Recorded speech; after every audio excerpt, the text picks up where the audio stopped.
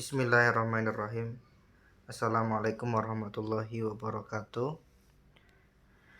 Teman-teman semuanya, sahabat ruqyah dimanapun Anda berada, di kesempatan video kali ini saya akan berbagi, sharing berkaitan dengan gejala gangguan jin leluhur atau jin nasab atau jin keturunan. Di dalam bahasa Malaysianya yakni jin saka. Adapun gejala-gejalanya adalah sebagai berikut. Yang pertama, nyeri di ulu hati. Ini yang paling sering dialami oleh penderita gangguan jin leluhur. Kemudian yang kedua, perut tidak enak dan sering keluar gas atau bersendawa. Kemudian yang ketiga, sering nyeri otot, sendi, dan sering sakit pinggang.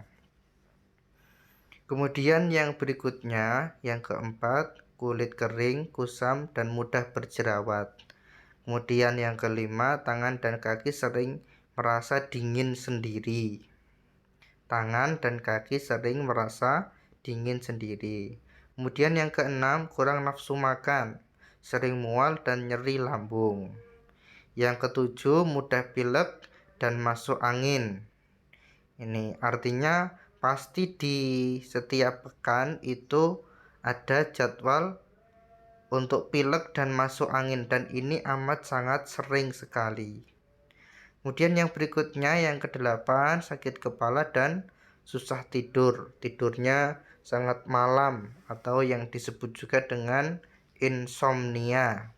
Sakit kepala bisa sakit kepala sebelah atau migrain, atau juga bisa vertigo dan juga sakit kepala yang lainnya. Kemudian mata mudah lelah dan sering berkunang-kunang. Yang ke-10, rambut mudah rontok dan semakin menipis.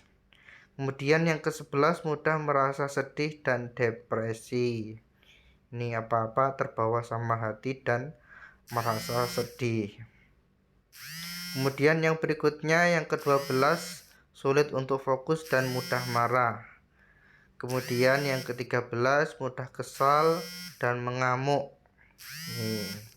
Kemudian yang ke-14, betis dan wajah mudah terlihat bengkak. Yang ke-15, telinga sering berdenging. Yang ke-16, menderita penyakit yang sama dengan leluhurnya.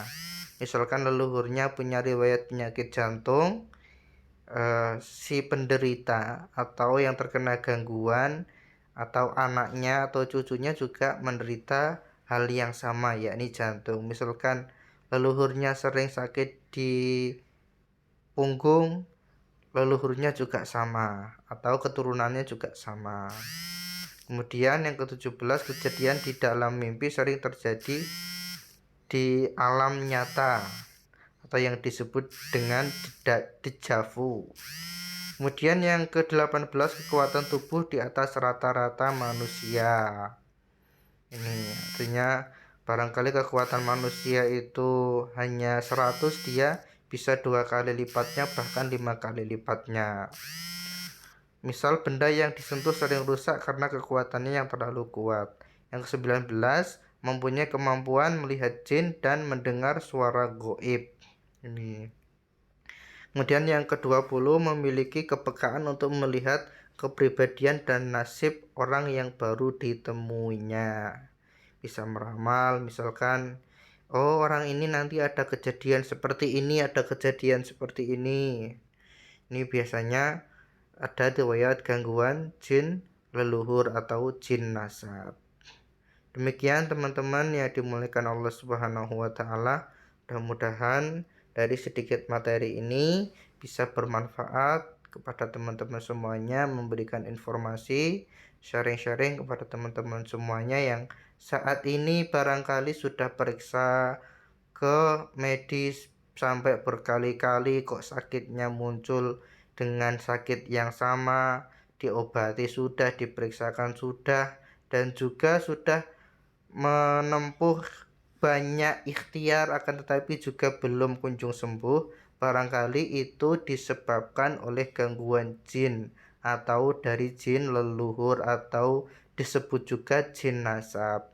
Maka sebaiknya untuk kasus yang seperti itu saya sarankan, saya nasihatkan untuk ruqyah mandiri dan juga diterapi, diobati dengan orang lain. Seperti itu teman-teman. Artinya ada memang tidak segala sesuatunya itu bisa dilogika, tidak segala sesuatunya itu masuk akal. Jadi ada sesuatu hal yang itu di luar kemampuan manusia, dan itu dibutuhkan yang namanya obat yang mujarab yang paling manjur, tidak lain dan tidak bukan yang obat yang paling mujarab yang paling manjur di dalam pengobatan, yakni Al-Qur'anul Karim. Kecuali Al-Qur'anul Karim, maka sudah seyogyanya kita berobat dengan yang namanya Al-Qur'anul Karim, sebagaimana Allah Subhanahu wa taala memerintahkan kepada kita, wa nunazzilu minal qur'ani ma huwa syifa, dan telah kami turunkan dari yang namanya Al-Qur'an itu sebagai syifa, sebagai penyembuh bagi seluruh penyakit yang ada di dalam dada manusia dan juga yang ada di dalam tubuh manusia. Barakallahu fikum. Assalamualaikum warahmatullahi wabarakatuh.